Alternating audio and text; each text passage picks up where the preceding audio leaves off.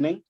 We're going to be talking obviously about the history of slavery, and we've got quite a few fantastic speakers lined up, headlined by Marge Dresser, who's a professor from the University of Bristol. But obviously, to get things started, we're just going to have a poem from Mark Thompson titled Fruit of the Seed. I think you were going to just get that going for us.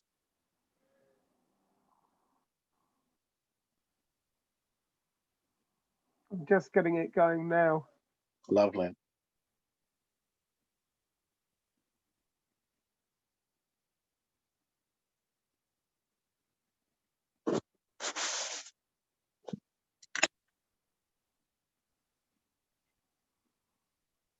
And here we are, Seed of the Fruit by Mark Thompson.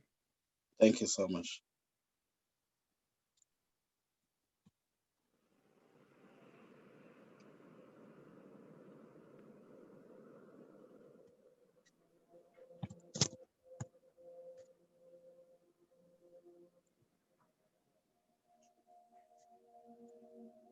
No sound though.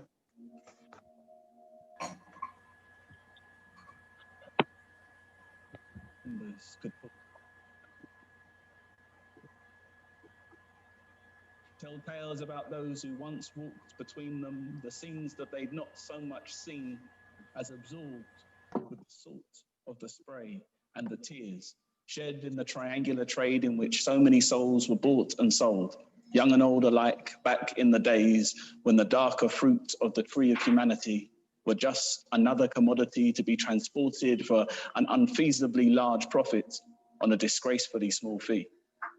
A fruit which, like any other, could so easily spoil once it was separated from the roots and the soil of the land where it had been grown, from all it had ever loved, all it had ever known, imprisoned as much by the high seas as the tall ships from where the shores were not visible for weeks at a time, where hope disappeared beneath yards of sail and rope, dancing to the twin tunes of the whistle of the wind and the whip.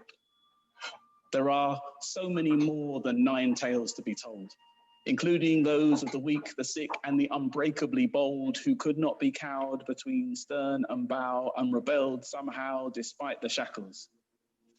Some argue those warriors, brothers, mothers, and others who never made the journey's end were in fact the lucky ones. But there were no winners here, in the squalor between the decks.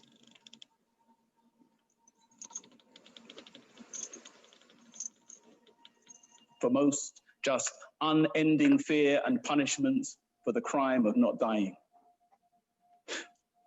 But that's a lie. For some, this gamble paid off royally, building fortunes, cities, even empires, including ours, those of Spain, Portugal, and the Dutch, all of which owed as much to the unutterably unholy sales of not just the flesh present, but of the generations to come. I wonder what my ancestors on board would have made of me. Seed of the fruit, of the seed, of the fruit, of the seed, of the fruit, of the seed, of the fruit, of the tree of which they are the root. Perhaps one day I'll ask them. But until then, I'd ask you to remember them and to join the dots in the chain that link us all.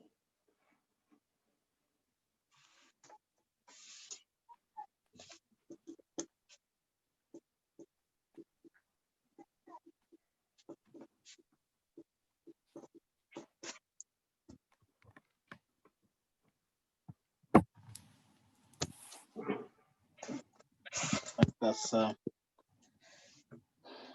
is that finished? I've Brilliant. finished in your back. Thank you so much. Yes, brilliant. Well, obviously looking forward to all the talks today. We're obviously living in very unprecedented times at the moment. Apart from just the COVID issue, we've also got the whole Black Lives Matter issue. So that ties in very well with the issue we're discussing today, which is the history of slavery, slavery's roots, and we've got a fantastic panel of speakers tonight. We've got Marge Dresser, as I've already said, who's an honorary professor at the University of Bristol. We've got John Sillett, going to talk about the Mayflower and Johnstone settlers. Then we've got Gawain Little and Ian Duckett from the National Education Union, and also Alex Costello. So that's obviously going to be very fascinating. And Ian and Gawain will be talking about the revised curriculum for the future as regards to race and racism. So without further ado, we can hear from Madge Dresser, if that's okay. Good evening. Good evening, and thank you for the nice introduction. And hello, everybody. Please bear with me because I don't know how much all of you know about the whole Atlantic slave system. And so some of you will feel patronized at first because I'm telling you stuff you already know, and then it may be news to other people. So if you have any questions or anything, just either intervene or put your hand up or something, and I'm happy to elaborate. But I thought I'd just start with some really basic information about slavery and the Atlantic slave economy, as we call it, and how that differs from the slave trade. First of all, I just want to say that the word slave comes from the word Slav, and slavery was something that was universal. I mean, it was free labor that was for centuries and centuries, the exception rather than the rule. So slavery for much of the period up until the 1400s was not associated with people of African heritage necessarily. It was something that was going on in a lot of places. And but what happened was in the 1400s, you begin to get the beginnings of globalized economy, and you get the beginnings of the opening up to European exploitation of the so-called New World, which wasn't new to the indigenous people who were living there. And so you begin to get from 1450 to the 1880s, what we might call the kind of Atlantic slave economy, which is the slavery that most of us associate with the exploitation of people of African origin. So there are a couple of things just to make specific to you. One is, how many of you know how many people were transported between 1450 and the 1880s when Cuba and Brazil stopped trading in enslaved Africans? How many of you know what the numbers are? Remembering that for much of this time, the ships were quite small until the late 19th century. And a lot of people think, oh, maybe 100,000 or 1 million or what have you. But actually, for that whole period, between 1450 and the 1880s, we think probably something like we can document at least 12 million people were transported across the Atlantic.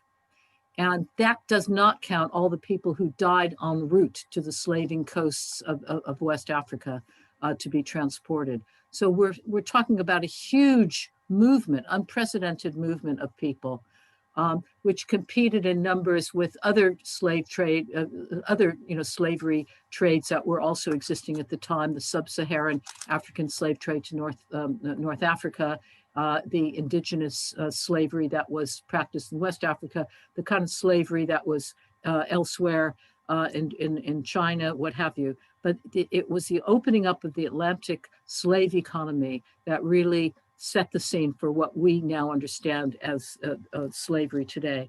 And one of the most insidious legacies of this whole slave trade was to associate people of African origin with slave status. And the whole idea of racism dates from this time as a kind of way of justifying, if you like, the trade of enslaved Africans. Are you with me so far? Yes. Okay. So one of the things is, to what role did Britain play, and when did it get active in the enslavement of Africans, and who was there before? And so one of the things we need to know is that before the Brits really got involved, before they really established, empire in a meaningful sense, it was the Spanish and the Portuguese who were the instrumental in opening up the West African coast with navigational exploration of the West African coast and making connections with people. And there was quite a number, you may be surprised, as early as the 14 and 1500s of Africans in places like Portugal and Spain. And so you had people who were coming over, who were brought over, some of whom were free, but they were also enslaved. Now, it was the Spanish and the Portuguese who really began to exploit the New World, as the West would call it. And there were Brits involved with them, like Sebastian Cabot's son, Sebastian Cabot, the son of John Cabot, but they were doing so under Spanish and Portuguese flags. And you really don't get a formal British involvement in the exploitation, the colonization of the Caribbean and North America until the 17th, really the early 1600s, and so the 17th century, if you like. And overall, between 1609, when you have some of the earliest people coming to Virginia from Africa, through to the end of the abolition of the slave trade, you had something like 3 million people transported by the Brits across the Atlantic. Okay, so that's when you compare it to the 12 or 20 million, you can see that the Brits had a very important role in the 18th century, but they were outflanked numbers-wise by subsequent traffickers. Now, the thing that made Britain so important and so crucial to the development of the slave trade was that they start all the kind of networks of the beginnings of a globalized economy, and they are they rule the waves. You know, we've just had this controversy about the proms, and you know, Britons never shall be slaves. Britain rule the waves, but it was really their colonial exploits that helped secure both the Caribbean and North America, and through wars like 1756, the 7 Years' War, they also get the right to trade in slaves or enslaved people with the Spanish colonies. So the Brits were the kind of pioneers, if you like, of what we call a modern globalized economy, but it really did start with the Spanish and the Portuguese as well.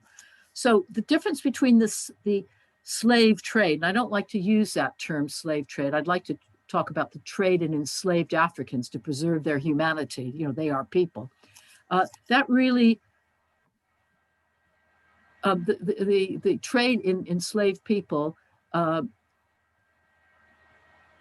the British really begins in the 1600s, okay? And it is only one aspect of this wider triangular trade, this whole beginnings of global capitalism. And so you have, a lot of you will know, it isn't just the trade in the slave trade itself, i.e. the transport of people from the West African coast over to the colonies, but it's also the whole beginnings of a globalized economy. So you have things like the produce that enslaved African labor gathered, the mahogany plantations, the coffee, the cotton, all of that, which was used to not only enrich plantation owners, but also to be traded back to to Britain in terms of, for example, tobacco, which then became processed and then traded from Britain and exported elsewhere throughout Europe. So you had a lot of refining industries that helped. You also had the exploitation of the East Indies, the kind of calicos and madras and all sorts of cloth that was traded to West African warlords who were encouraged to trade and conquer other peoples to participate in the slave trade. So you had all sorts of connections between the East Indies and the West Indies and the beginnings of a whole system. So it wasn't just about the slave trade, i.e. the actual transport of Africans across the Atlantic. It was this much bigger slave economy. And so I think that's quite important. So we have some dates that we need to sort of get straight in our heads in terms of the British. One is 1807, and that is the ending of the trade of enslaved Africans, or at least the formal ending of the trade in enslaved Africans. A lot of it went on for quite a while under other flags. So you had flags of convenience, and there was a lot of smuggling going on. Then you also have another date which is important, and that is the date of the so-called emancipation of those 800,000 Africans who were still enslaved in British held colonies. So that's 18, well, we can call it 1834, but actually it really didn't end till 1838 for reasons we could go into. Before that, you had, the conquest of Jamaica, the conquest, by people like Cromwell, people who were in some ways kind of liberal capitalists. They wanted to get away from feudalism. There were certain, we can discuss this, but there were certain sort of liberatory aspects to some of the people who were trading and building up the trade and the colonization. But we can talk about that perhaps in question time. So a lot of attention had been given to the fact that when Britain remembers the slave trade, they tended to sort of say the enslaved people were emancipated by Wilberforce, et cetera, completely ignoring the kind of resistance and the fight back and the agency of enslaved Africans themselves. So that's another story that we need to retell in a different way.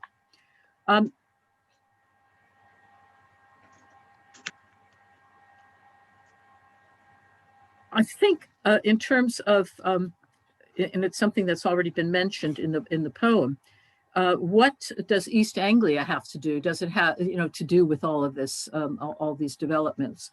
And we should just sort of say that in the 1700s, the main players, the main European players in the whole slave economy were not just the Spanish and Portuguese. It was not just the Brits, but it was also the French who were big players, but also the Dutch. And the Dutch were competing with the French and the English for control of the Atlantic, control of this really lucrative trade. And so you do get, with East Anglia, obviously, there is a direct link with competition with the Dutch. And of course, you have a change of regime in Britain in the 1680s, where you have basically a coup where the William of Orange takes over as a monarch with William and Mary. And he is part of that whole Dutch power structure. So there are all sorts of links that we can make between Holland or the Netherlands and East Anglia and the wider slave economy. One of the things I've been really interested in is the impact that the whole slave economy has had on the built environment, both in the British mainland and in the Caribbean. And some of the things that I've been doing lately is to show that the beautiful country houses and the wonderful buildings that you have in Britain, that Britain's so proud, were actually linked to the profits that were made from this wider slave economy at all sorts of levels. It could be people who made a lot of money on the trade of enslaved Africans per se, but most people made money by either being plantation owners or trading, becoming traders and merchants, and making money off the refining industries and the cloth industry and the arms industry and all those sort of things that made this whole Atlantic slave economy so lucrative at so many levels. So I don't know how my time is going and whether I've gone all over the place here, but I think perhaps it would be good to have some questions so I can be guided to where I can sort of elaborate and clear up some of the misapprehensions that maybe people have had, or what more they would like to know. Certainly, yes. I think we can come to that close to the end, but you can sum up for now if you want before we move on to the next speaker. I think Alexander's put his hand up. Okay, well, first of all, I mean, it's really great that you're having, most people can do some research.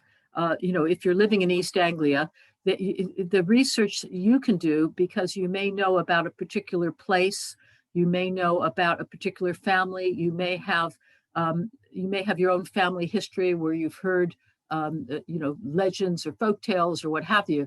And everybody can make a particular contribution, because there's so many locations within Britain that have links, not just with enslavement, but with the Black presence, because not every person who was in Britain in the 1600s and the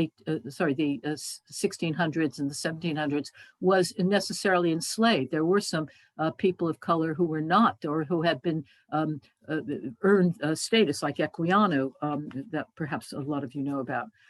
So I think, but a lot of these things get lost, and everybody can make a contribution if they actually take a particular place or a family or what have you, and try to research it, because it's the connections between enslavement and the wider slave economy, and the historic buildings and the Black presence in England has yet to be fully documented. So that's one thing I'd like to say. I'd also like to say that there was a lot of exploitation of white people at the time, but not on the same scale as the exploitation of people of color, of people of African origin. I think the big difference was that you did have people who were transported, particularly Irish people, as enslaved labor or as political prisoners and put to work on the plantations in the 1700s, or as indentured servants. These people were exploited, and some of them died, but some of them did okay. Some of them were able to eventually get some property and become enslavers or plantation owners themselves. But a lot of people think, oh, white people were exploited on the same level as Black people were exploited during this Atlantic slave economy. And there was exploitation, a lot of seamen died, etc. But the big difference was that enslaved people of African origins were seen under this Atlantic slave economy as simply property. Even though they were plainly human, they were simply seen as chattel. They were the people's property. And it's one of the amazingly crazy contradictions of capitalism, is that the idea of an Englishman's home is his castle, and that the state shouldn't interfere with the rights of property, was in some ways a progressive thing, because it was showing that absolute monarchs couldn't just take away an individual's property. But people campaigned for the freedom to trade in slaves, trade in enslaved Africans without the control of the state. They saw themselves as, in the name of freedom, they should have the right to trade in enslaved peoples. And this is just crazy. So it shows a real contradiction at the heart of liberalism, that in some ways it was the whole idea about compensation is you couldn't just take away somebody's property by fiat. You had to honor it. But nobody thought about compensating enslaved Africans who had suffered so much. And so that's one of the big contradictions that we need to address. But the other thing is that the idea that you weren't simply that Britain was not simply an absolute monarchy where the state could do what they like, did start the beginnings of individual rights. And even though it was not applied to people of color in practice, it opened the conceptual doors that people could say, well, hey, you said every individual should have freedom. What about us? And the other kind of, so many of the founders of liberalism were people who had investments in slavery, which is, people like John Locke in the beginnings of liberalism. They also had a stake in enslavement, and that's something people might want to explore. Anyways, I think that's all I want to say for the moment, unless there are some, but I would just encourage people to do their kind of research. Sorry, Alex, did you want to say something? Yeah, Matt, you mentioned something. You mentioned something about a resistance to emancipation. Yes. There was, well, first of all, we have to remember that by the time we had emancipation of enslaved Africans in the Caribbean, America was already, doing its own thing because it was already a republic. Okay, but a lot of white stakeholders, if you like, were really very worried about what they would do when how would they, if the slaves were emancipated, okay, I'm sorry, enslaved Africans, who would farm the plantations? Who would still, do it? And a lot of enslaved Africans, formerly enslaved Africans, once they were emancipated, they wanted to go to small holdings. They wanted to do their own thing. They did not want to work on the plantations anymore. So how do you keep them there? And what they did is they passed all this repressive legislation to limit to really keep people in debt bondage, even after formal emancipation.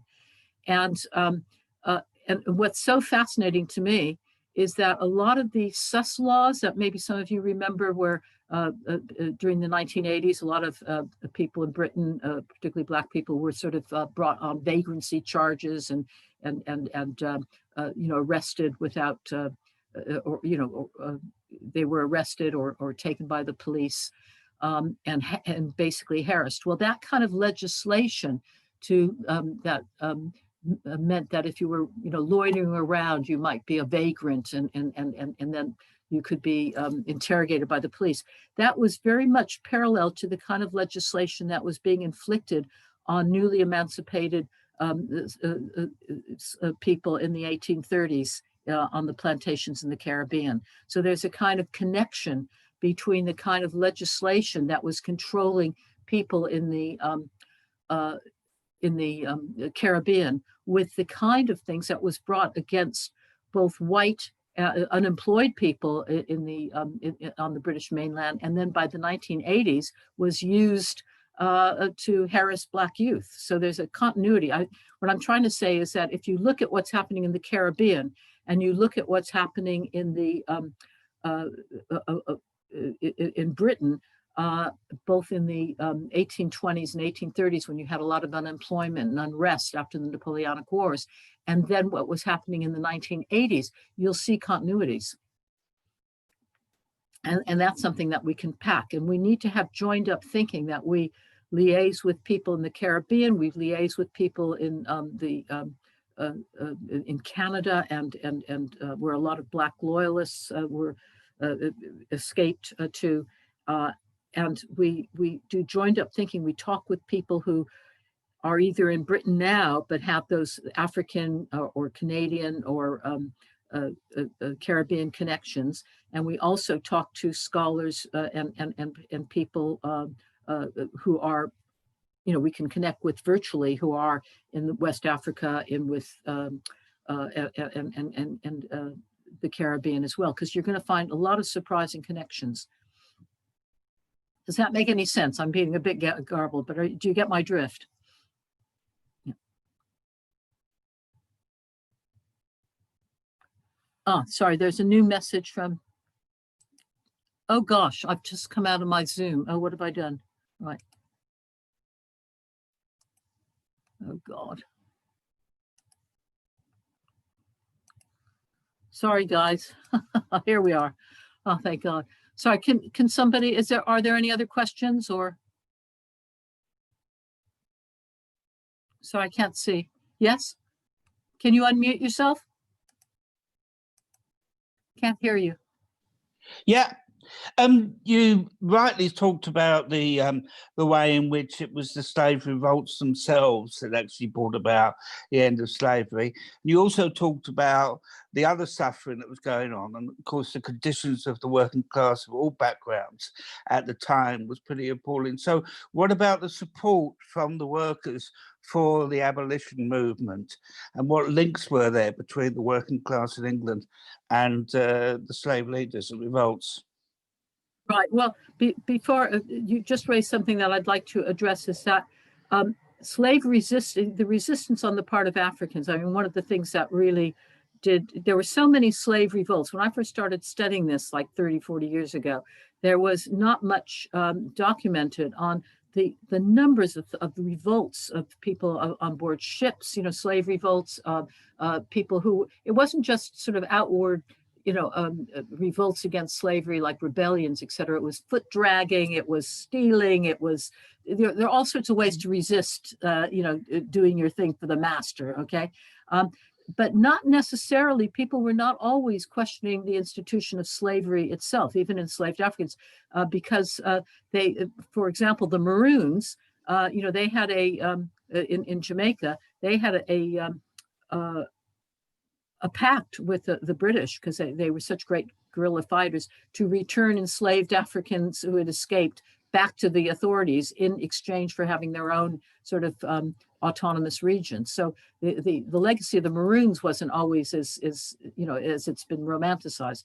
Now, in terms of the liaison between workers and the who are white and the support for abolition, it's very mixed, because if you were a ship builder, or if you were somebody who was working as a provider to enslavement, to ships, or you were a cotton worker, what have you, you had a kind of vested interest in keeping on with the slave trade.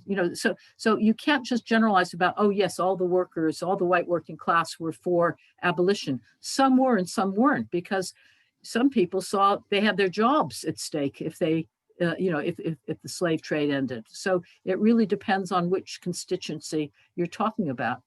You also had, but one of the, I think, interesting things is you had an alliance, just like you have, I think, today. We're gonna, if we ever get through with Black Lives Matter and try to get some racial justice, but also cope with COVID and climate change and all the other challenges, is that to affect social change, you need to ally with a bunch of people, and they don't always have the same interests. So you had an alliance in terms of abolition with people like some middle-class women who were who felt for religious reasons or because they could see parallels in their own position of not having rights with enslavement. But you had some workers, and you had some, well, you also had some people who were human rights activists, and some people who were religious, who did it not because they were human rights activists and believed in universal rights of man, but because they believed that in evangelical religion, which said that slavery and the slave trade debases family life and it splits family apart, and it's not a good thing to do. It didn't mean necessarily that they were for racial equality. They just thought that the slave trade was bad news because it corrupted family life, and it corrupted white people as well as Black people. So there are all sorts of different people with different motives and different takes on racism who allied to force through the abolition of the slave trade. But it only really took effect when it suited the more hard-headed people in the government that, oh yes, maybe free labor, and maybe we should maybe there are other reasons that we should go for the ending of the slave trade. So, you know, all the people who really want to reform for sincere reasons really only got purchase on government policy when it suited economic interests and political interests there. Did that answer your question? Yeah. Mike? Yeah. There are some chats, but I can't see it. So it'd be better just to get people just to raise their hands and talk to me. Can I go again? Can I go again? It's Alex. Madge, so I know I'm doing the little talk at the end of all this, but I'm so removed from. It's fantastic you're here, to be honest, because it's rounding a lot of. You know, it's giving me more actually, because I'm coming from a position of knowing nothing and chucking myself into it, whereas you have all of it. I don't know whether to ask this. I don't know whether to ask this later or now, only because in my research that I've been doing, I just wanted to ask perhaps, because I've only been focusing on East Anglia, and to be honest, quite close to where I am in Lowestoft. But I found that going through the archives, the UCL archives, even locally here, I found people who profited from the slave trade to be connected to the church, that they were reverends or they were daughters or sons and daughters of reverends, and they inherited it. How significant was the church in keeping the slave trade going, or at least you know, they were privy to it, they were part of it, as it were? Yes, let me just say something about that slavery compensation database, which is fantastic, right? And it's now going back to 1789, but a lot of the money, particularly in East Anglia, and a lot of the involvement predates that. You need to go to the 1700s when, you know, they were competing with the Dutch, et cetera. And a lot of that kind of connection was already hidden, or people got out of the slave trade, or they got, you know, they made their money elsewhere, or they fed their money somewhere else. So I would look to this earlier period as well. Now, in terms of the church, where to begin? The church was, the Church of England was very much implicated in the slave trade, but there are two currents within Christianity. One is everyone has their place in the hierarchy, okay? The rich man at his castle, the poor man at his gate, the old feudal ideas about things, which is a sort of Colston view of the world. And but there were other people, most of whom, well, they begin with the nonconformists, the Baptists, the Quakers, the people like that, who were much more questioning of the idea that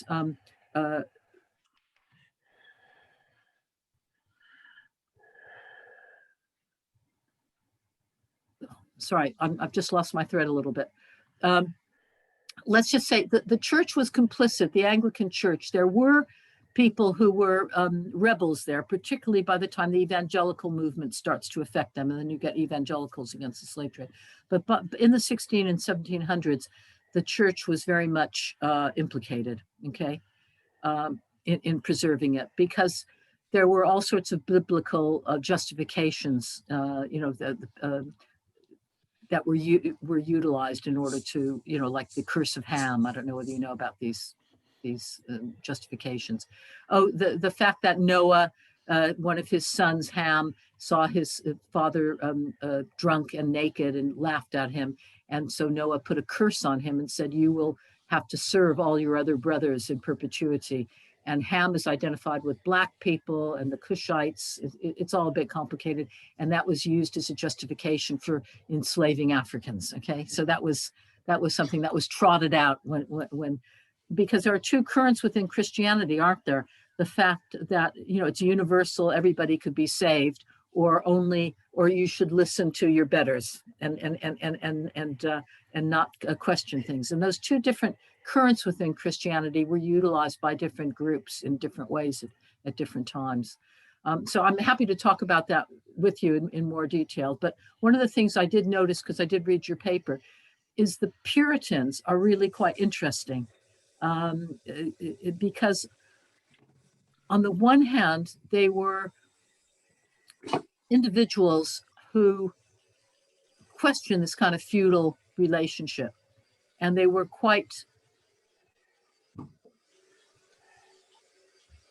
radical in some of their views, okay? But their radicalism it didn't really apply to enslaved Black people, okay? But they opened the doors for a more radical interpretation of human rights in the long term. And another thing I would just say, to put in the pot, as it were, is that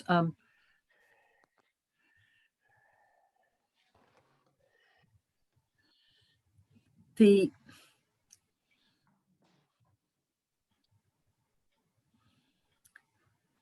relation, well, I keep wanting to talk about something that's such a big thing, the relationship between capitalism and liberation. And sorry, let me just say one thing. When William Penn's father captured Jamaica for the British, okay, in 1655 from the Spanish, he's seen as the beginning of colonization, and just shows you how awful the Brits were.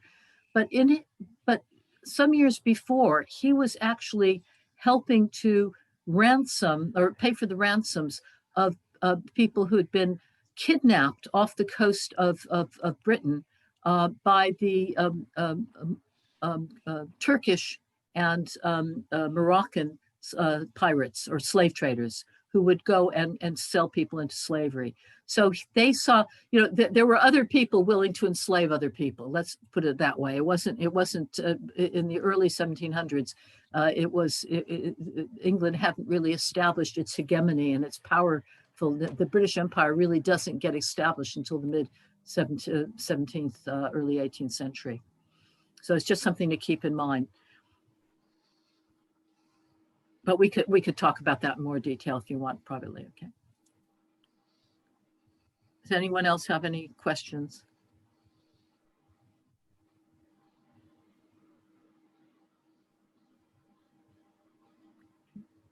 Have I bored you all to tears? Right. No, not at all. That was brilliant. That was as thorough as it could possibly have been. You showed your true worth as a professor there. I've left so much out, but thank you for your kind words. There's so much to talk about. It's a very, very dense subject, isn't it?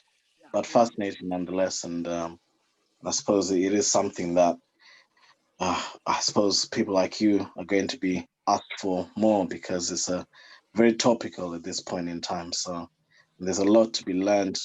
There's a lot of this history is not really put out there.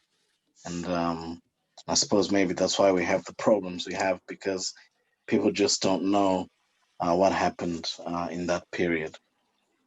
Brilliant. So I suppose we can move on to the next speaker now, who will be John Sillett. I think he'll be talking about the Mayflower and the Jamestown settlers. So if we can hear from John Sillett. I don't know if John is in. Hello. Hello. Can you hear me? Yes, we can. You can hear me? Okay. Yes, we can. Good. Okay. Well, our world today is shaped by the events of 400 or so years ago. It was on the 6th of September 1620 when the Mayflower left Plymouth. And I'm going to talk a little bit about the world at that time in England and North America in the 17th century. And so the Mayflower set sail, but later on in that century, Britain went through its most revolutionary phase ever the Puritans that remained in Britain went on to chop the head off their king. And that was a significant event which had never been done before. The kings thought that they were appointed by God, and so for a people to rise up and cut the head off their king was so revolutionary at that time. And there was an explosion of ideas around the sort of society that they wanted. Significantly important for us is the levelers and possibly the diggers, people who agitated for the vote. This is 200 or so years before the Chartists and so forth. And we had people like the diggers, with their leader, Gerard Winstanley. The earth is a common treasury for all, was his slogan. So that is that century when the Pilgrims, the Puritans, left England to go to North America. Before they went, there was a settlement known as Jamestown. It was the first permanent English settlement in North America. It was set up as an economic venture. It was promoted by none other than Sir Walter Raleigh, patron of Shakespeare, also became a tobacco baron and a searcher for gold.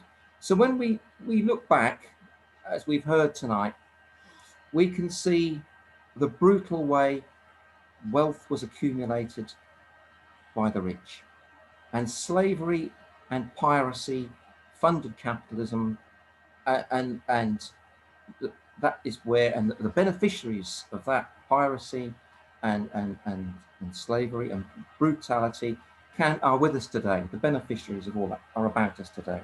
We look back and we can see the triumph of trade and the markets, the sweeping away of controls on the use of money, the commodification of labor.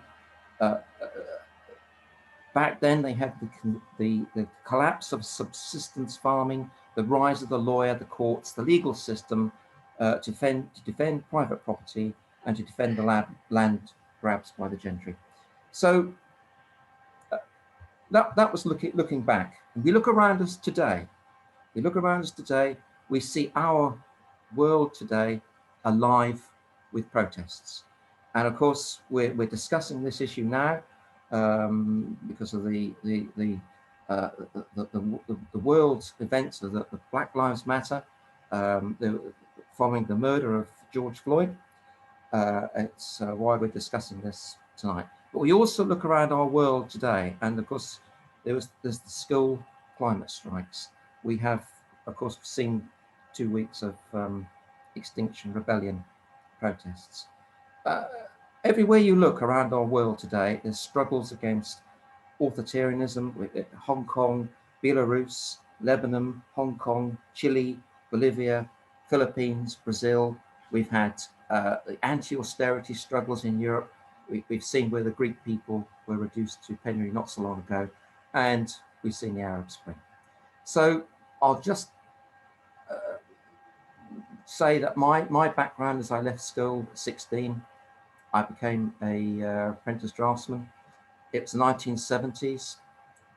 I joined the Draftsmen's Trade Union, and history is important to me to look back, see where we came from, so it can help us look forward. And when you talk about history, and we'll do so later, it's not about kings and queens and dates of famous battles. History is about ordinary people and their struggles for survival, their struggle for a voice in society, and it's the history of class struggle. And from the collective knowledge that we can gain, we can seek a better world. So when I was a young man, about 20 years of age, the first picket line I joined was a highly significant industrial dispute. And I got the coach from Norwich at 5 in the morning. We set off and we went to a photo processing works in North London, and it was Grunwick's. And that day I saw mass picketing. And what happened was some Asian women and some men had walked out of a factory over bullying, compulsory overtime, bad working conditions. And you had vast numbers of trade unionists, thousands of them, from what I remember, thousands of them. And what I remember most was the hundreds of Yorkshire miners joining that picket, led by Arthur Scargill, I think was a Yorkshire organiser at that time. So you had all these white working class young men defending these and supporting these Asian women. And the cry was, the workers united will never be defeated. And we were defeated. We lost the dispute. The Labour government of the time paid too much attention to legal niceties. The courts had them tied up, and that is for another a debate for another day. But the point I'm making is, for the working class, united we will win. And that was the world I was brought up in. So to the Mayflower, well, if I said climate change, pandemics, inequality of wealth, economic destruction, religious struggles, new ideologies, doesn't that sound familiar with our world today? But there is a difference. The world then seemed so vast. There's so much land and sea to exploit, but now there's nowhere for us to go.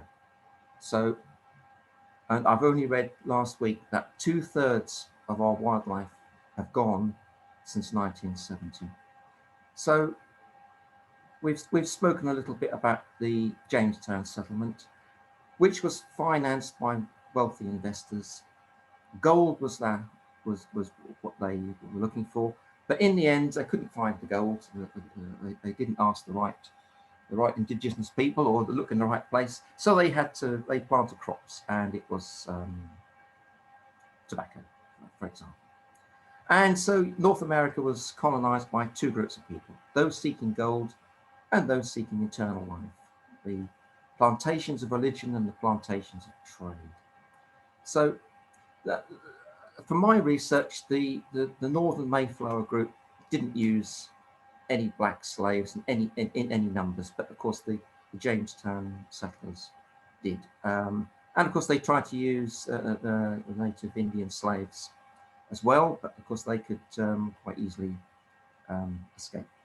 At that time, in the 1620s, 30s, 40s, a lot of labour came from Europe to work on the tobacco fields, and they were indentured servants. They had their passage paid for, and they had to work to earn money to pay that money back that they got for going to North America.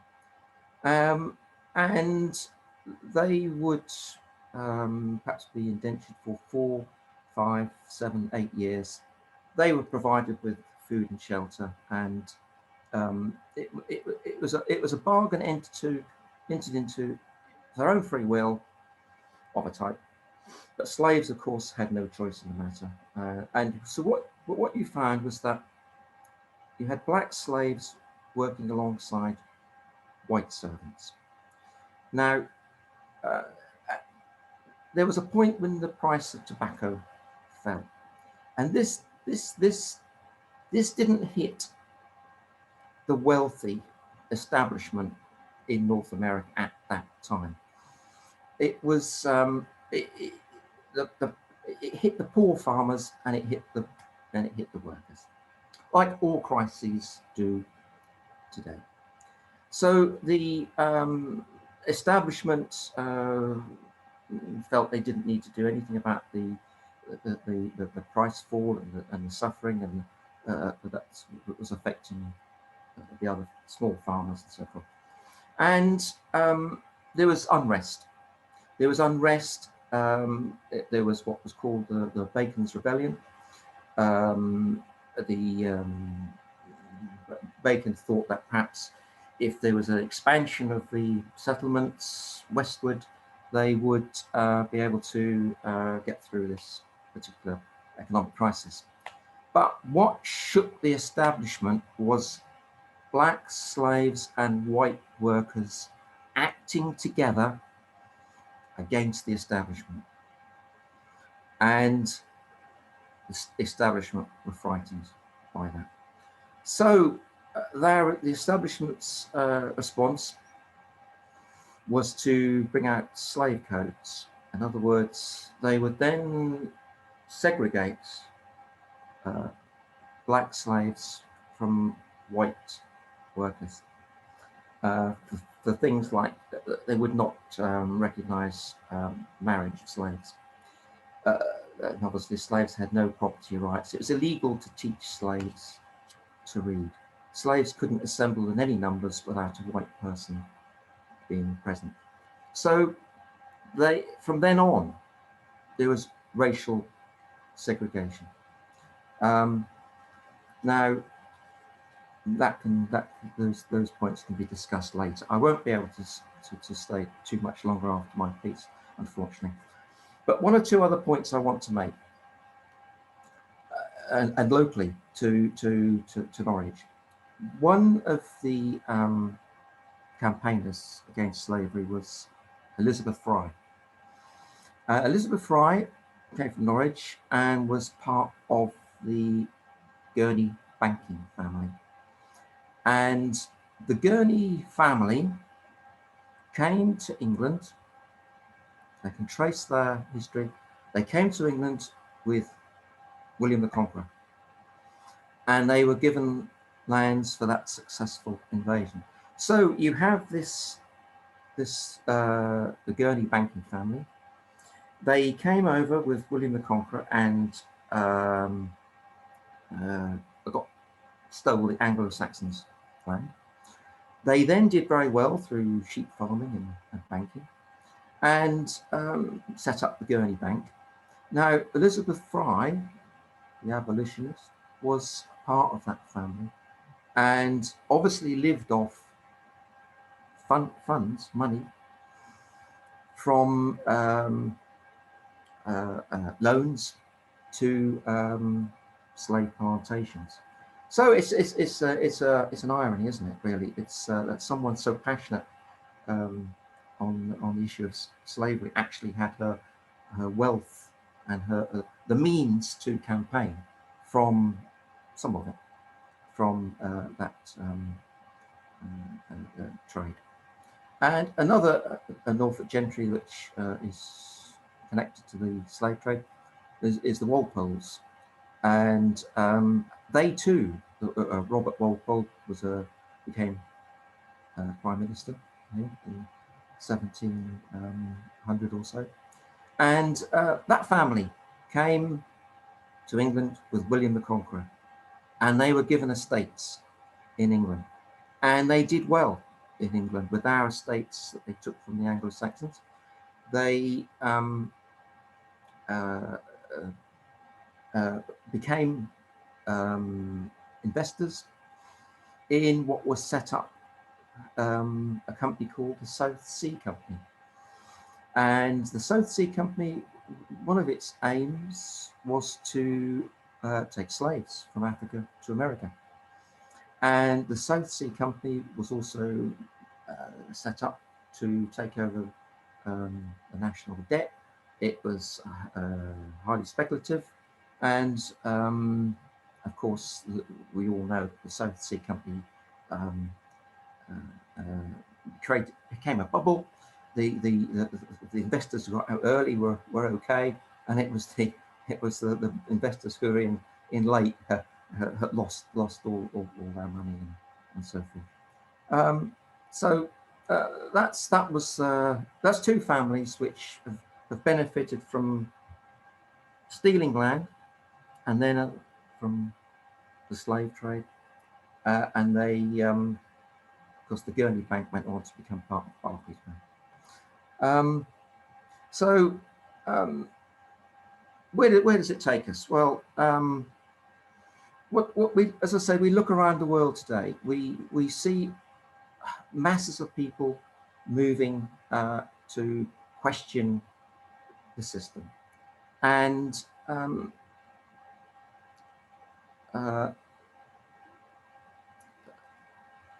what we need is a joining of all those movements around the world. The things that we've struggled from or faced is a crisis of social democracy. What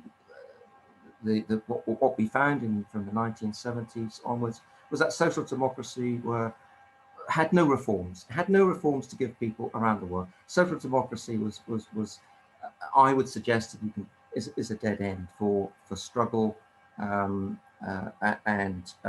liberation of peoples around the world that we need now.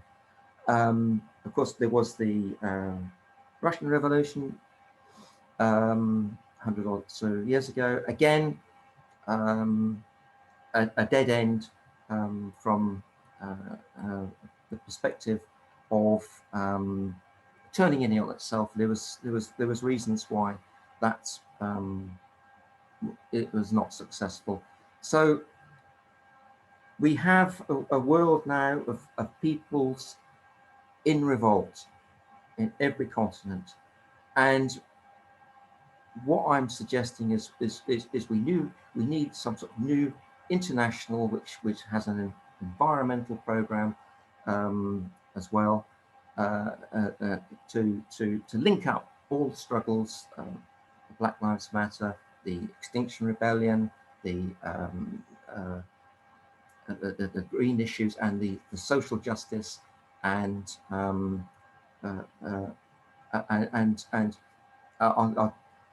it was Oxfam who said that 8 wealthy people today have as much wealth as the poorest half of people living on the planet. And what we need is an organisation to go and get that wealth. That's what we need.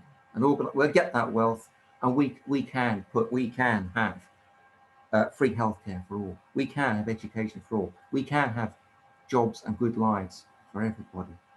Thank you. Thanks for listening. Brilliant. John, that's brilliant. That was inspirational. That's fantastic. Indeed. I think you're right. I think we are living in very revolutionary times. I'm getting quite along in my age as well, and this is probably the most protests I've ever seen going on simultaneously at the same time around the world about things which are very significant and key at this point in time. But very well said. Thank you so much.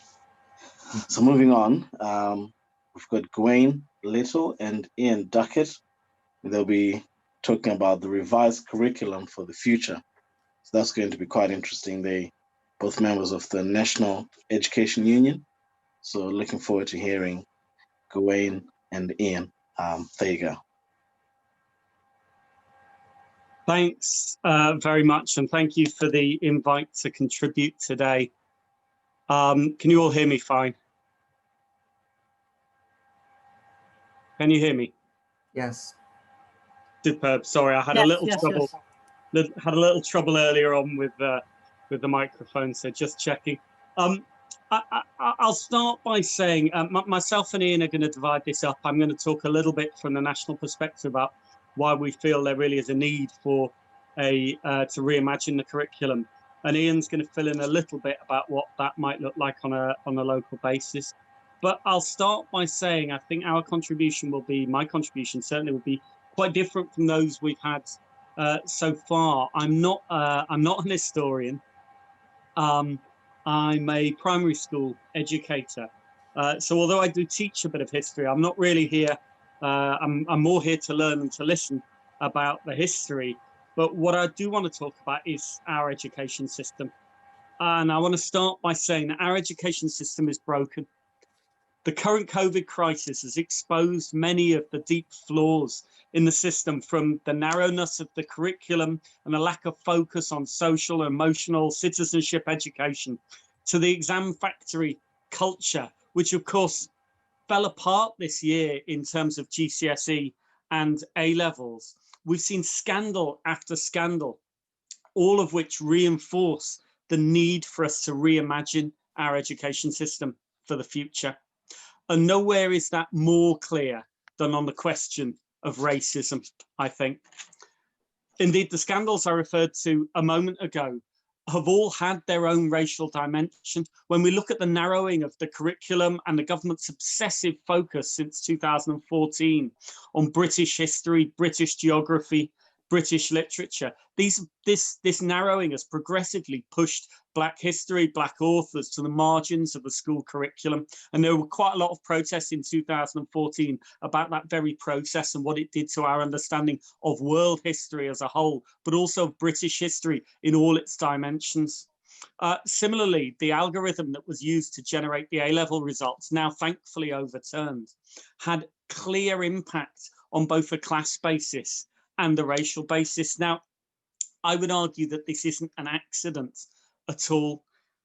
Clearly not. As Marge clearly set out earlier, slavery, also colonialism, exploitation of migrant labor are completely integral to our economic system. They're a fundamental part of the development of our economy. And therefore, the ideology of racism that's used to justify and support this brutal economic exploitation has infused our society and our education system ever since. Gramsci, the Italian Marxist Gramsci, talked about the way in which the education system could be used to reinforce the hegemony of society, that essentially education was one of those institutions which reinforced the dominant ideas in society, passed them on to a next generation, and basically kind of inculcated them in the values of that society. But of course, education can also have another role, as he also talks about, which is that of liberation. An education for liberation, which teaches us to think outside of the box, which teaches us to challenge the injustices within society, which teaches us to break the status quo rather than simply reinforcing that status quo. And I think in the wake of the Black Lives Matter movement, and with a renewed focus on decolonization of the education system, we have a real opportunity to begin the process of realizing that liberatory role of education. Now, I think another thing we can learn from that process, from that movement, is that the principle must be not just to strip education of its racist content, of all those kind of racist elements that have been built into not just the curriculum, but its delivery over so much time, to try and create some kind of neutral education system. Because as the educator Paulo Freire argued, an education system which is not liberatory, which doesn't seek to liberate people, both in its content, but also in its approach, objectively, such a system ends up supporting the process of alienation and the disempowerment of the people. There is no neutral in terms of education. Either it's liberatory or it reinforces the status quo. And I think the clear conclusion we can draw from this is that it's not enough to simply have an education system which is not racist. We need an education system which is actively anti-racist. So what do we mean by that? Well, one small example from a discussion I was involved in earlier today in practical terms.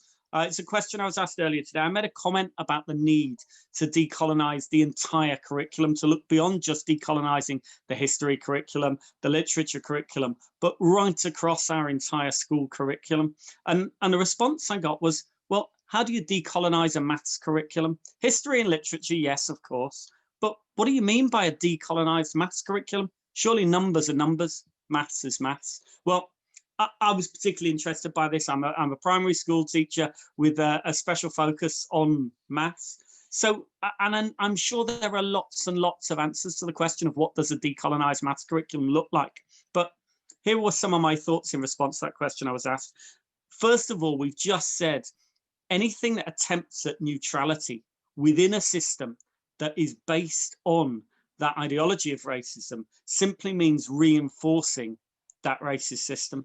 Therefore, decolonization means we have to look at and take every opportunity we can in order to challenge those preconceived ideas, challenge all those other influences which society will be putting on people from the role models they see outside, from what they see in the media, from what they see in other aspects of the education system. So how do we decolonize maths? Well, one thing, for example, I think we should be looking at is the history and development of mathematics. That doesn't form a major part of many mathematics curriculums, but the moment you delve into that, the moment you begin to look at how mathematics developed, the different cultures, the different historical societies that developed elements of the mathematics, immediately you're there challenging those preconceptions that students will have about mathematics being simply aligned with the culture that they come from, that kind of monocultural aspect. So there's a history of mathematics and a study of that. I think it means going into the lives of key and important mathematicians and learning more about the roles that they played and having that diverse range of role models in terms of both mathematical educators, but those who've played a role in the development and application of mathematics. One of my favorite books to use in a primary classroom is this, Hidden Figures, which tells the fantastic story of the mathematicians who were behind the space race. And of course, the key mathematics behind that done by 4 Black women who, until recently, whose names were hidden from society. So looking at mathematicians who've played a key role in the development of the subject and its application to practical problems. And then finally, looking at the context in which we apply mathematics. So much of our education system is decontextualized. We're learning skills in the abstract rather than applied in specific contexts. Now, for the purely educational reasons, we should be looking at application, we should be looking at context, we should be looking at real world models. But if we want a decolonized curriculum, we should be looking at how we do that, specifically challenging some of those ideas, again, that are built into the rest of the system. So there's a great example in Jo Boaler's book on mathematical mindsets, where she talks about how you could use, the use of statistics, etc., in an applied way. And one of the examples she gives is giving the students a project to look at the breakdown of GDP across different countries, looking at populations, looking at the shares of wealth owned by different sections of society and by different countries. Immediately by going into that, you then raise a whole number of questions about how power is distributed in society, about how wealth is distributed in society, many of which link back to that question of the ideology of racism and of the exploitation that it's there to justify. So, I mean, those are just 3 ideas of throwing them out on a subject like maths. But if you can decolonize a maths curriculum, you can decolonize every aspect of our curriculum. And I think that is the absolute key. So what are the opportunities for us if we need to change our broken education system? Well, the first thing is that the opportunities need to be taken now, both because of this COVID crisis, because of the huge upsurge in the Black Lives Matter movement in the wake of the murder of George Floyd, but also because so many educators are now turning their minds to the question of what should our young people be learning? What kind of a curriculum do they need?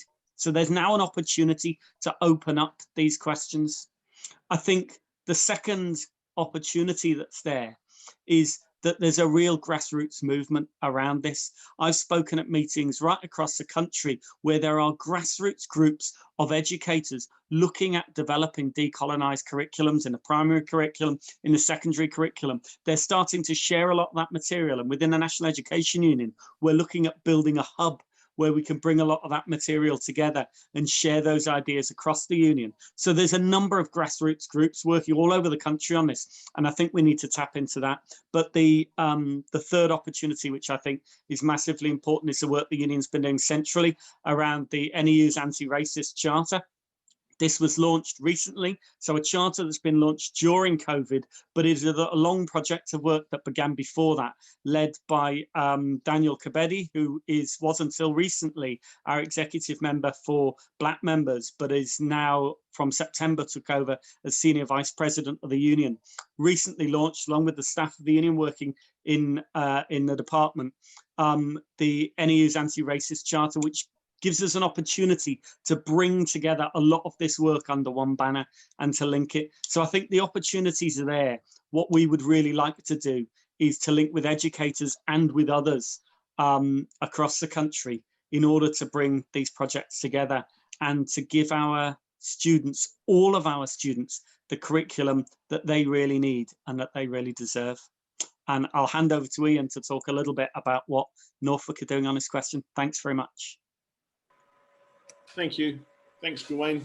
Yeah, I'd obviously endorse everything that Gawain has said from a national perspective and really reinforce that what we need is an anti-racist curriculum. With the Black Lives Matter movement really has forced what the NEU were already doing to some extent into the centre.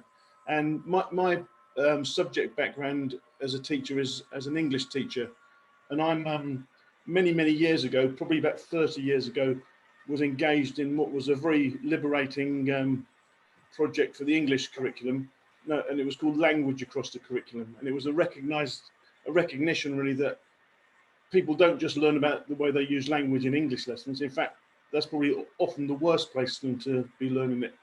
They learn it in all kinds of contexts, in and outside of school. And I think what we need is a model like that now. We need to kind of anti-racism across the curriculum.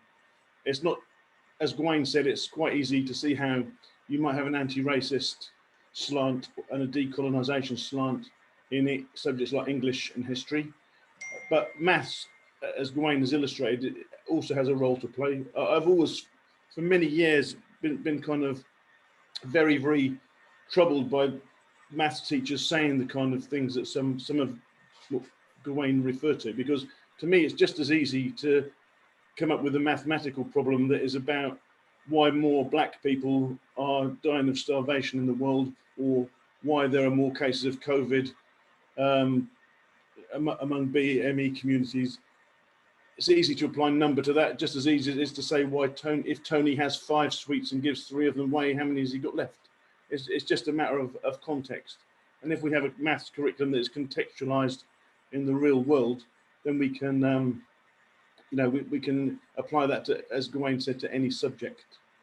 Now, my main role here really is to sort of endorse the work of the Stand Up to Racism movement, the Black Lives Matter movement, and to lend the National Education Union's support to that. And as we're one of the sponsors of this evening's meeting, but I also just wanted to draw on the project that Gawain referred to, the large decolonisation of the curriculum project that's been going on, which I think is part of a big project called Celebrating Education. In Norfolk, we have two dimensions to that. We've got the official NEU working party that's been set up to try and tackle racism across in Norfolk schools, and Gawain and I are both members of that group. And interestingly, we also have drawn on our chair for this evening, Riley, as an expert guide to help us to do that. And we're about to launch into a campaign. We're developing a training program. We're trying to engage more black teachers in going into schools. Riley's has offered to go into schools as well for us, and we're also developing a curriculum framework based on the national project decolonisation of the curriculum. So these are the local developments. Now, in some ways, we've got a long way to go in Norfolk compared to some other parts of the country, but we have to make a start somewhere, and we have to acknowledge that to grow up in rural Norfolk is a rather different experience than growing up in a major city. And some of the young people we come into contact with have not had the experiences that are likely to kind of enlarge their knowledge of the outside world. So we're mindful of that. And I just wanted to make one final point before I hand over to the next speaker. I'm just going to have to refer to my notes because my phone has gone off. I've talked about the working group, which of course has its main part of the agenda is promoting the anti-racist and decolonisation project across all of the Norfolk schools and colleges, and we've started the work. We're going to continue with that for as long as is necessary. We envisage that we might have setbacks along the way, but we're determined to as the Black Lives Matter movement has taught us, to keep that centre stage now and to keep on fighting for it. So that's pretty much all I've got to say, unless anybody's got any questions for me. I could go into some detail if people wanted me to on what the working group are trying to do, but some of the people here already, about half the people here already know that. So I can probably leave it there.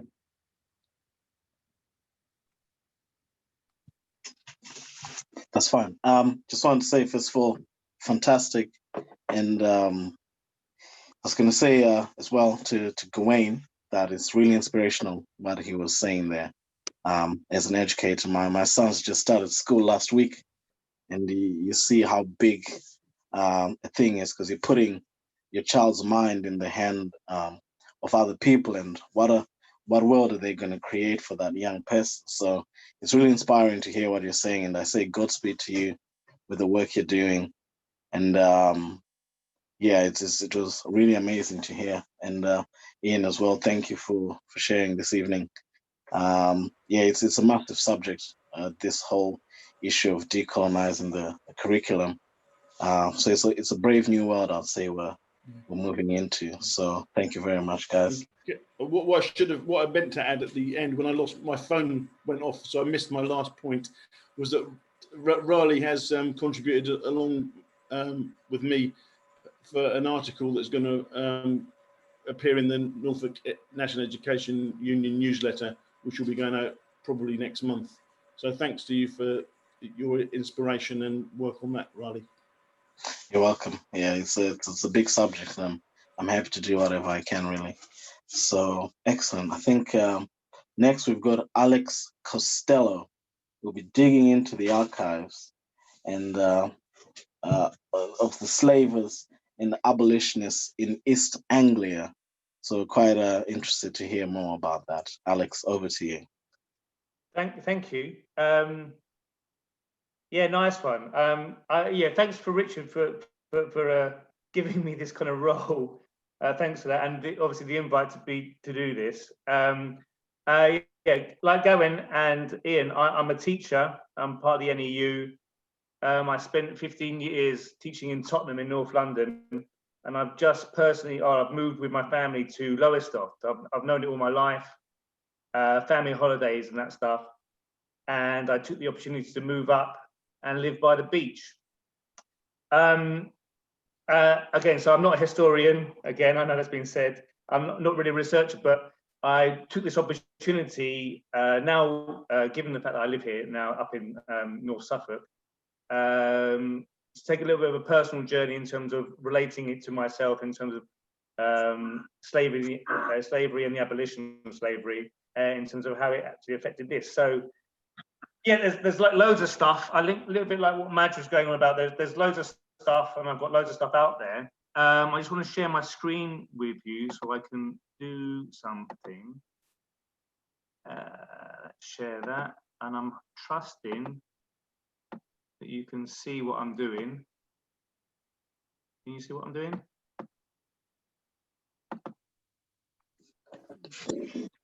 Can people give me a thumbs up just to say that they can see what I'm doing? Hold on, what's this? But it's small. It's very little. Yeah. Are you able to look on just on my screen? Yes, but it's small. Okay, hold on. Present. How's that? That's better. Yeah. Better. Yeah. Okay, so this is my starting point. I'm a member of the Stand Up to Racism group in Lowestoft. Being part of that group has meant that as we would, as a smaller group, we would respond to issues of racism in the local community by having by kind of like going to the places where it happened and having a kind of a protest or a vigil as such. And then Black Lives Matters happened with the George Floyd murder, and it exploded in Lowestoft. And this image that you can see here is an example of one of our Wednesday night vigils on the beach in Lowestoft by Claremont Pier. And I suppose what with this going on, I've also been following other activities elsewhere, and obviously having ties with North London or East London as well in Hackney. I've been kind of looking at the Jeff Museum and the resistance to topple or take down the statue there, as much as the statue was pulled down in Bristol and other things have been happening nationwide. And my idea of actually as a point to kind of like start looking into this research was, where are the statues in East Anglia that we can all go and pull down? As blunt as that. So I had a little look, and I was very happy to find the UCL kind of archive, and also looking at the Norwich Museum archive. And if you can see the screen now, I'm not sure you can. These are just examples of places and people just in the local area in East Anglia who've profited from the slave trade, as it were. So, and of course, me being in Lowestoft, I know East Anglia is a huge area. So I was going to start with Lowestoft and work out to see who my kind of like neighbours were, as it were. So looking at Lowestoft there. So first of all, I've kind of found this Gerard Montague. So this might be a bit dry as well, obviously. Sorry. So I found this Gerard Montague. You can probably see his biography there, and the fact that he was connected with Gunton Hall. I thought it was quite interesting that Gunton Hall is now actually, it's like a leisure hotel. And I was just wondering, in terms of like, what kind of history can we grab onto in terms of the legacy, the kind of the cultural legacy and the cultural profiteering, the profiteering from the slave trade. And one was Gunton Hall, which is now through the years owned by this Montague at one point. It's now just a leisure hotel, and so there's that. Then there was looking at Fritton Hall, which is next closest to Lowestoft. No, that's Andrew Gregory Johnson. Fritton Hall, again, it's kind of turned into it's a huge hospitality venue now. It has Fritton Lake, and lots of people go there for like weddings and events and stuff like that. But so all of these, going back to what Madge was talking about, the fact that where back in the time back in the 1700s, 1800s, when these were stately homes and through the profiteering of the slave trade and how these things have developed over time, they still kind of remain. And it's not as though we can go and take them down brick by brick, like pull a statue down, as it were. But I was thinking about what kind of responsibility do the people who now kind of have control over these old stately places, what kind of responsibility do they have now to kind of like realize the history of that venue? And I say that because apart from there's a few more here. There's Thomas Burton II, sorry. And I don't keep going down here. This guy here, William Bath. There's there. But I wanted to get to actually where have they gone? Where have they gone? If the big one is Ersham Hall, and John Darling. Now, with Earlsham Hall at the moment, you can see here to John Darling. I've got a little bit here actually. I've nicked it thankfully off Victoria Horse work for the Norfolk Record Office, and it says here that Sir John Darling bought the Donington Castle sugar plantation in 1780 while he was governor of Jamaica. The plantation was left to his son, so this is his connection to slave trade. And so William Wyndham Darling, he inherited Earlsham Hall near Bungay from his great uncle. So Earlsham Hall right now is actually owned by some private people. Bought it eventually through the history of the place. It was passed on, and then it went up for sale. And now it's owned by other, it's owned by a private family, and they have it. But having looked on their website, I was wondering, well, what's their responsibility to perhaps recognise that the place where they live, and it's such a significant stately place at the time is now. They actually, on their website, they have a history of Earlsham Hall, and it's interesting to see that it doesn't mention at all any connection with the slave trade. In fact, the only point they try to pick on is that it was a bit of an embarrassment in the family that somebody within that family eloped, like I think it was John Darling, or eloped with somebody else, and that was the embarrassment. And that's the story behind that kind of history at that particular time of Earlsham Hall.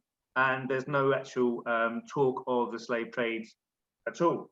Now, I was thinking about the idea that should that be recognised publicly, and like, I mean, you get these kind of blue plaques on buildings sometimes, and something. I'm not suggesting that, but I'm kind of like asking for the idea that it at least be recognised historically that places within East Anglia, and of course locally here, they actually recognise the history of themselves as much as people are like delving into the history of the area. So that was that. You can probably see from the John Darling there, he was governor of Jamaica, commander in chief. He had lots of things going on. Now, as an artist, I was looking into the cultural legacy of places whereby people they own objects of art and of culture as part of an inheritance, and who recognises those particular things. And up here, I went through just these local people. The idea that the V&A have this particular map, it says there, a plan of the town of Santiago de la Vega. And you make it bigger. I can't. I tried. That should be bigger? Yeah. I did another screenshot. So the V&A actually have this, and I was thinking again, what's the V&A's responsibility now that people are responding to the idea of historical context and making it known who has what, why they have this particular stuff, and the fact that I don't know, what I wanted to do is uncelebrate the idea of it and actually go, well, who properly owns this, and what's its worth, what's its value in terms of documenting history, and who recognised the history, and the V&A. It's not unfamiliar to think that places have things in the respect of archiving, such things as of art or drawings, etc., like this. But therefore, should we know more about it, and should the V&A be more forthcoming themselves in their role of keeping and supporting that side of that type of history? Does that make sense? I'm kind of rambling. Sorry. But this is kind of like my kind of like very novice way of doing research based around myself. So you've got the as I've mentioned, the son of Sir John Darling, William Wyndham Darling there. And it was just a case of pulling that up. In Earlsham Hall. There we go. So there's Earlsham Hall there. There's also, that's Denton Lodge as well, the kind of the brown sepia image there. That's Denton Lodge. So for me, it was just like a very interesting way of just looking at my local area, not knowing anything about it at all, and not being kind of like, again, it's just a journey for me, given the opportunity to talk tonight about what am I looking at, what am I looking for, and I was presented with this. I found this map. I can't kind of get rid of this. Is this really irritating for everybody? So can everybody see the map there?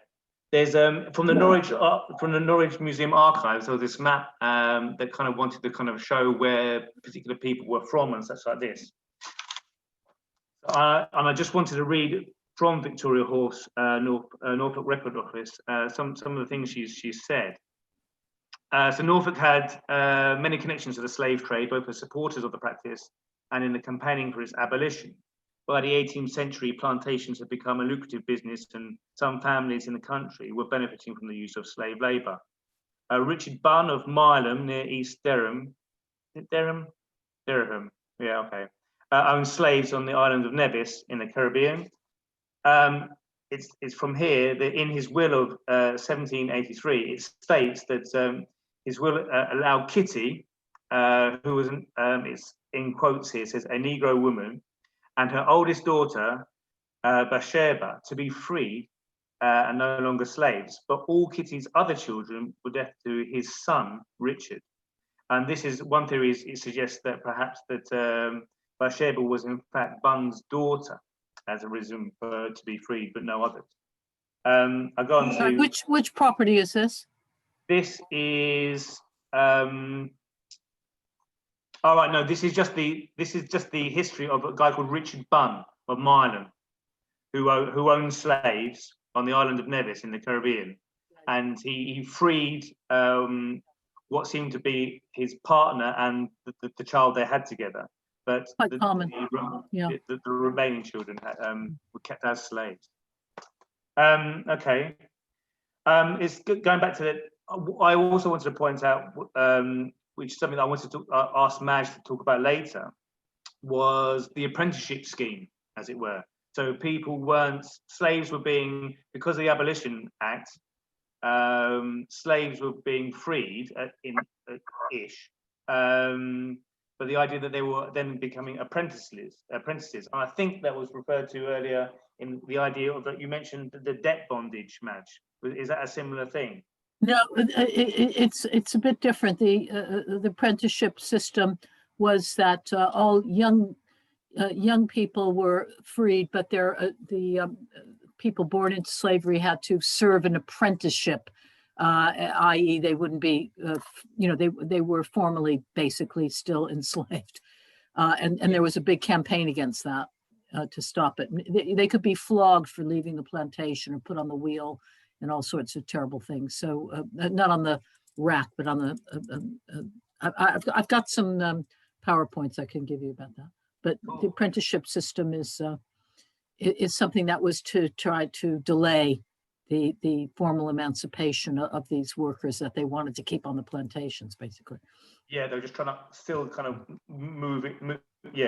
Just keep them, as it were, to see what they could do to actually just maintain slavery, even if it wasn't called slavery anymore. Okay, moving on. I mean, David Barclay in this bit gets a mention.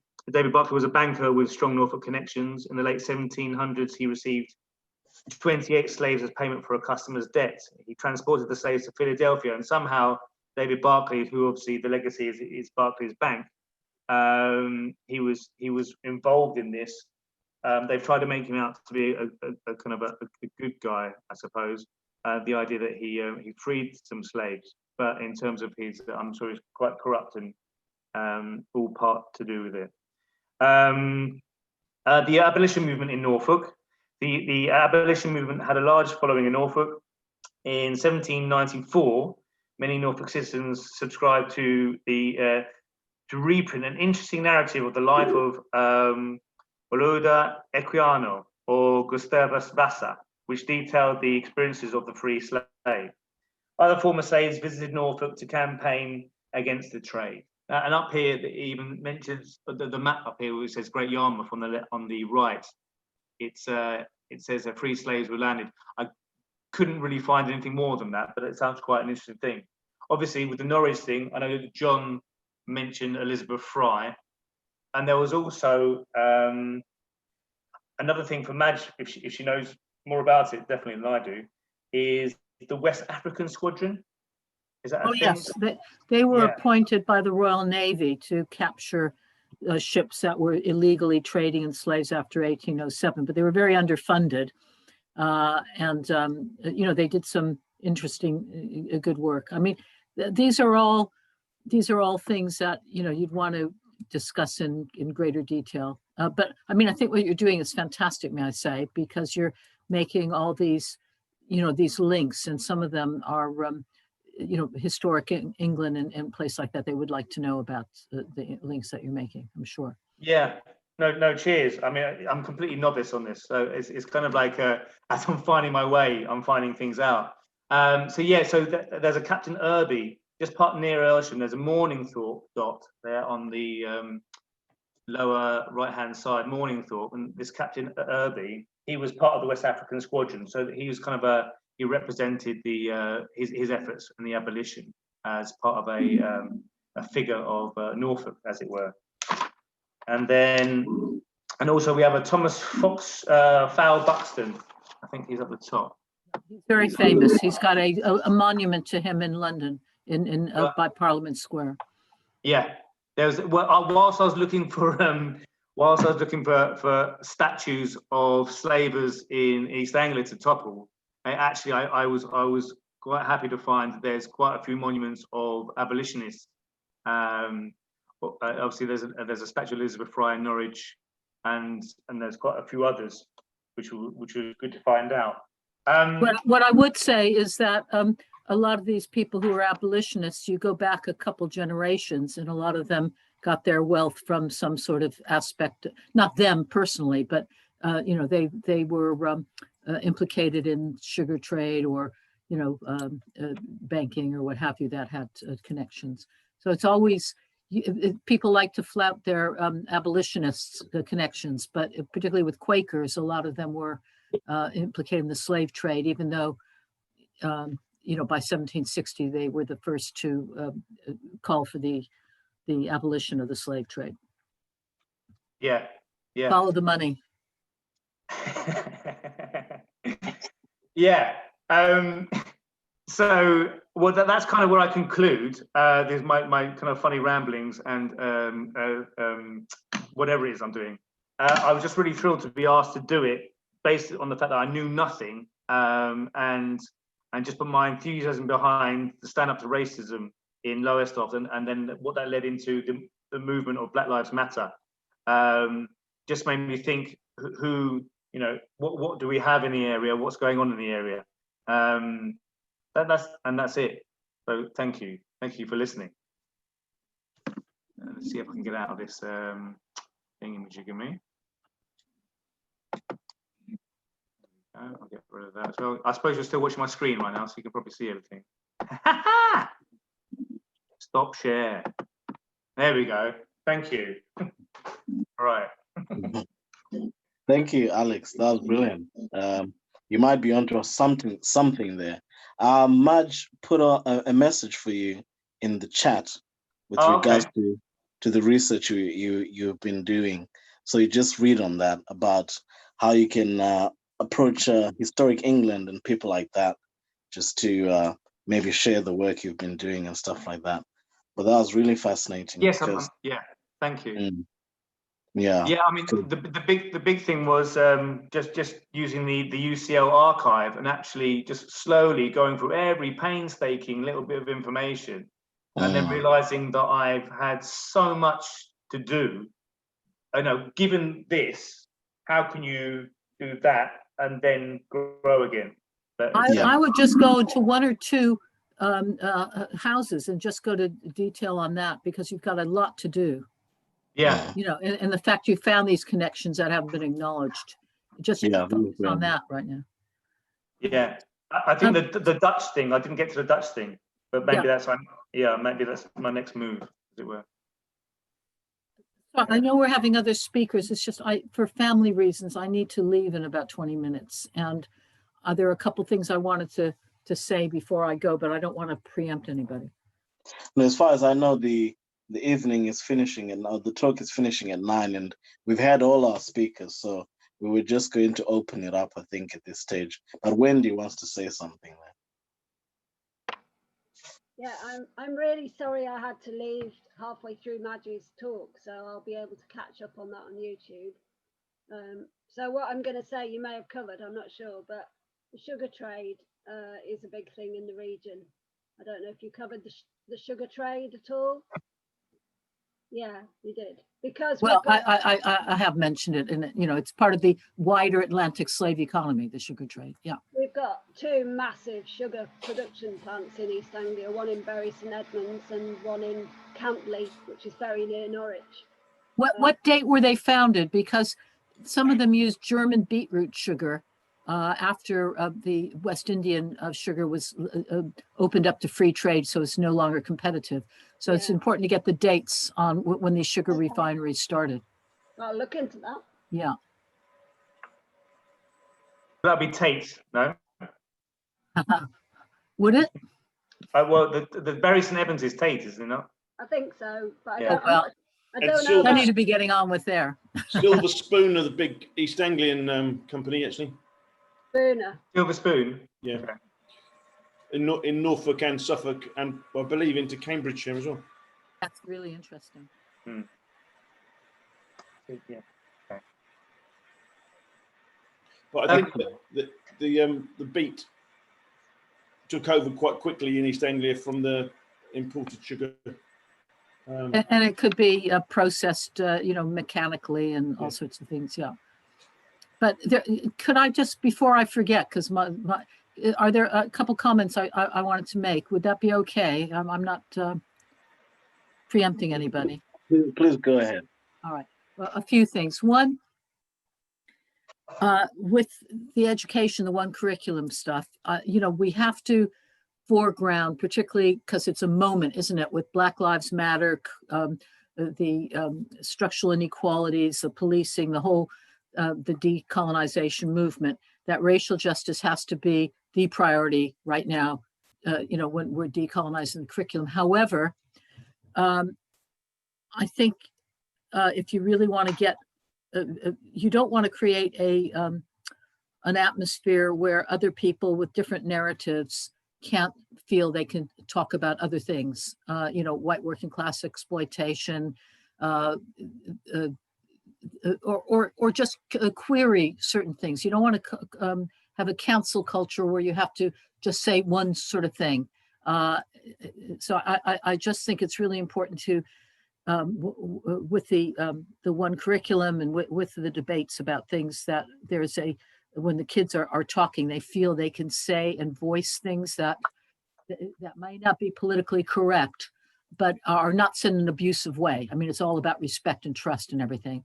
And to bring people in a way where everyone can, be honest with each other and have difficult conversations. I think that's really important. And one of the things about the maths, I mean, I thought it was brilliant. You get them to do critical skills about looking at statistics and looking at wealth distribution, in different parts of the world, et cetera. That's brilliant. The whole thing about the women in the space race thing is, if you, on the one hand, you want to inspire people, you want to give them role models, et cetera, but you're running into the same problem as we had with women's history years back, white women's history mainly, and that is that if you have a patriarchy, or in this case, a racist thing where people are disenfranchised and they can't participate in public life, et cetera, that they're not going to be making the same contributions as people who are privileged to do so. So it's, so those women are really important because they're inspirational role models, but they may not be as crucial to the development of mathematics as you might think. You know what I say? You see what I mean? That because they've been because people from their backgrounds were denied education, were denied participation, et cetera. So if you take on board the fact that these things were racially and gender skewed, et cetera, you have to realize that a lot of people were excluded from making a full contribution into the public arena, because of that, because of structural racism and patriarchy, et cetera. Does that make sense, Mike? Yeah. The other thing is about capitalism. Because, you're a labor group, and of course, capitalism is a bad thing, right? Capitalism is also, it's about trade, it's about individualism, it's about pragmatism. It was the people who got outside their little parochial, areas to meet and trade with other people, okay? Now, it contributed to the exploitation of nature, capitalism seeing things to be traded as a commodity.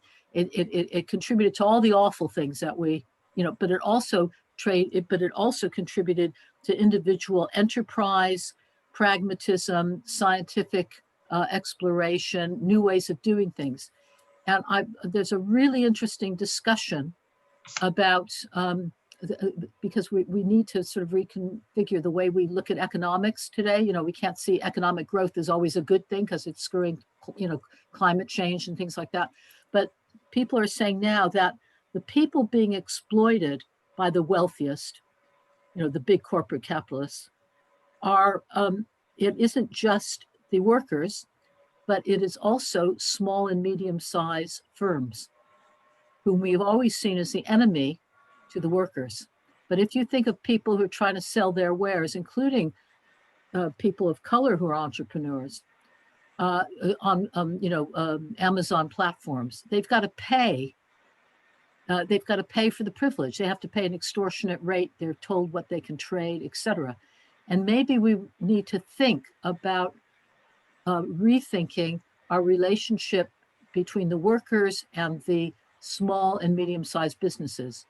The one thing that capitalists can do is they're more nimble, they're more pragmatic, they can innovate in a way that maybe we need, but we don't want to fuel corporate capitalism, the big guys who are accruing all the wealth. And so maybe we need to rethink how we relate between workers and produce, small business people and medium-sized firms. Just a thought, but there are some really interesting podcasts about recalibrating this. And also, it's kind of a racist assumption to think that all people who from African backgrounds are anti-capitalist, because a lot of them are business people who are trying to make a living. So, and to what extent they exploit the workers or not is another question. So I'm not arguing, I'm not saying hooray capitalism. I'm saying that properly controlled, there may be some use to get people who are nimble and individualistic and innovative and pragmatic to help. Just sort of saying that's an interesting way that we maybe need to rethink the way we look at the growing disparities of wealth, because there are other people now being exploited by the Amazons of the world. No? Madge, that's very interesting. I mean, capitalism has kind of got ourselves in this situation as it is. Is one version of from where you're coming, is one version of capitalism somehow an improvement on another version of capitalism, as it were? Well, we're talking about trade, aren't we? And trade for profit, which we've had since time immemorial. But capitalism is a system, is something that is a modern phenomenon. What I'm saying is that a free market, if you don't regulate capitalism, it will be exploited, because people are looking for profit, aren't they? And if they can cut their overheads, they don't care who they screw. Sure. But capitalism controlled can be quite nimble. If you think of the only alternatives to our present crisis is either having some sort of anarchistic workers co-op to organize everything, or some Soviet nationalized sort of model, which can, as we know, can lead to bureaucratic exploitation as well. then maybe we really need to rethink our models about how we order and stop these big disparities of wealth, and yet keep a nimble.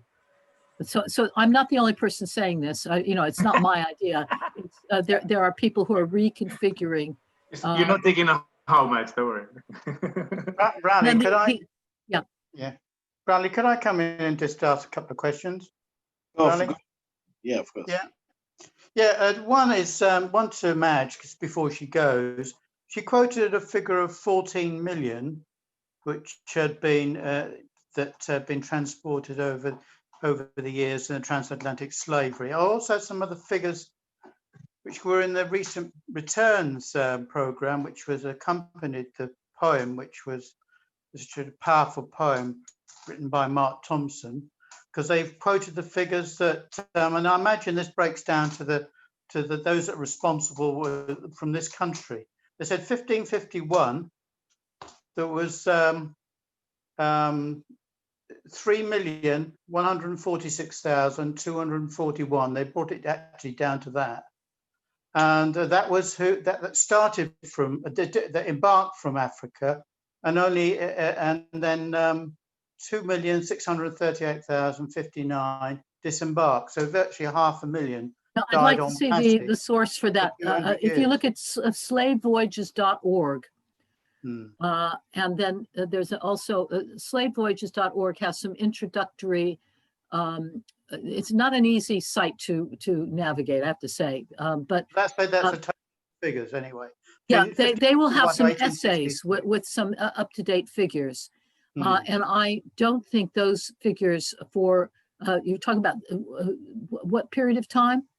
1551 to 1866. Oh, right. Total figures. And I imagine that breaks down to you said 14 million. That obviously means the Spanish, French, Dutch, Portuguese, 14 million. While these figures relate to those responsible who are part of the English slave trade. Oh, that's 3 million. Yeah, 3 million. Yeah. Nearly 500,000 died on passage, or never. From those figures, between those two dates, nearly 500,000 died on passage between Africa and America on that during those 200 or 300 years. That would be partly. There's a multiplicity of factors, and then you also have to compare it with the number of white sailors. They weren't all white, but most of them were, who also died, because there's stuff like disease, there's stuff like rebellion, but there's also the way people were piracy. There are all sorts of reasons why people died on board. Yeah. Well, I'll just make those figures. The other thing is, a question is for Ian Duckett, but it's a pity that Gowan isn't still there. But he says that that the whole education system is dysfunctional.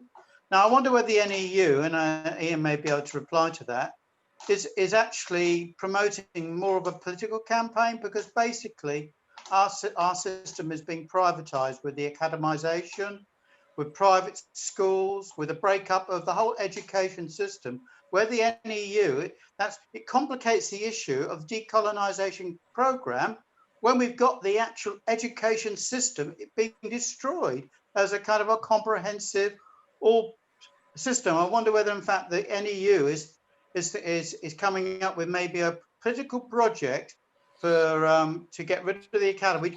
They can't just relate. I mean, they tried to do it to the Labour Party. There was the commitment by the Corbyn government that we're going to actually, well, not completely, to get rid of all academies. But since we haven't got that, I just wonder whether the NEU is going to be promoting more of a political campaign over a new form of education, of the structure of education in our country. Because it actually, without that, it's going to be very difficult to actually change the curriculum. And it's all broken up into free schools and academies and all that kind of thing. Well, you're right, it is. And there is a political campaign within the NEU, but it's uneven, and it's led at the moment by the NEU left, which is a subgroup within the union. And I'd say the national leadership on the whole are quite dynamic. Gawain, for example, is on the national executive, and he's one of a kind of sizable, not a majority, but a sizable minority of radical progressive educationists on the NEC. I think the problem is further down the union hierarchy, really. In the regional structure is incredibly bureaucratic and stops any kind of progressive development.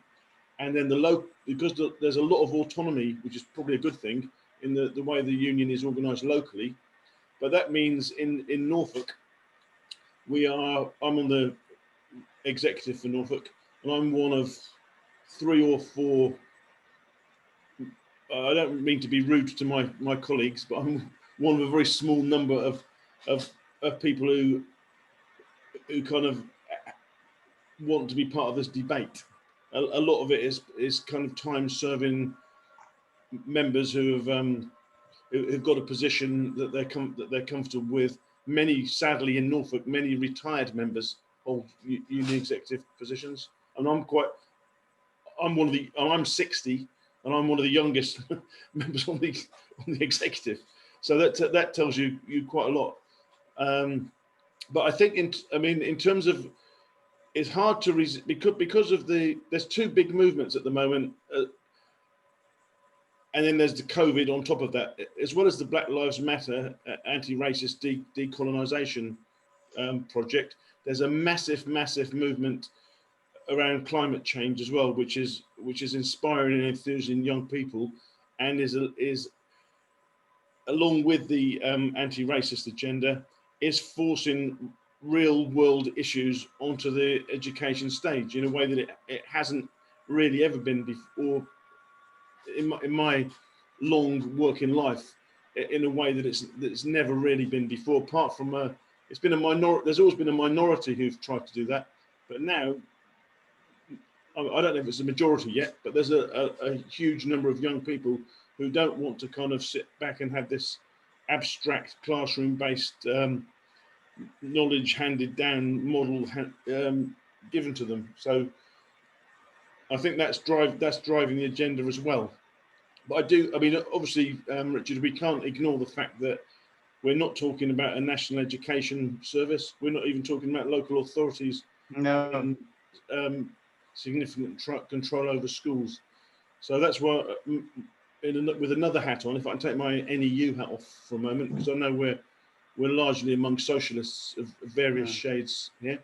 With my other hat on, which is as a national executive member for the Socialist Education Association, what we're engaged with is fighting and trying to force the Labour Party, in particular, into a kind of position where they are promoting a national education service based on a model of the National Health Service. So there's other kind of, there are, as ever, developments are uneven, and it's 1 step forward, 2 steps back sometimes 2 steps forward and 1 step back. But yeah, because there's certainly a significant campaign.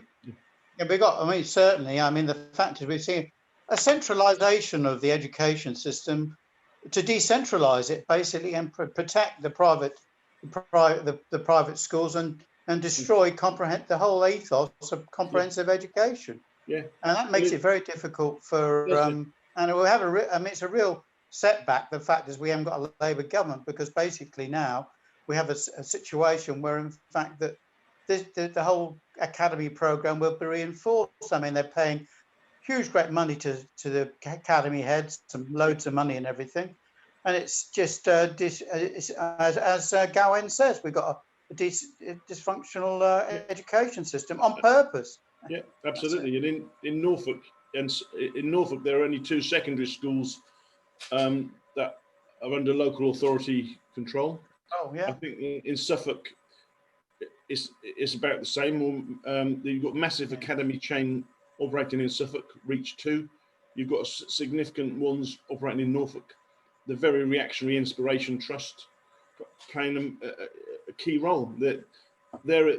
And many of these academy chains now are bigger than local authorities were. Apart from say Birmingham and Manchester, there's a lot of multi-academy trusts now that are bigger than local authorities ever, or many local authorities ever were. And so they've got a huge amount of power. They impose their own model of teacher training. they have a lot of influence over not the national curriculum, because that's a dysfunctional thing handed down by Michael Gove, and is his legacy. But there's a in terms of controlling the way, I left a job with an academy trust in Suffolk because I felt that I was fortunate enough to be old enough to be able to walk away from it, because they were imposing a particular model of teacher training on the NQTs, newly qualified teachers. So yes, These are it's a terrible faith-based mess. schools. Sorry? How many of these are faith-based schools? Not that many in East Anglia, actually.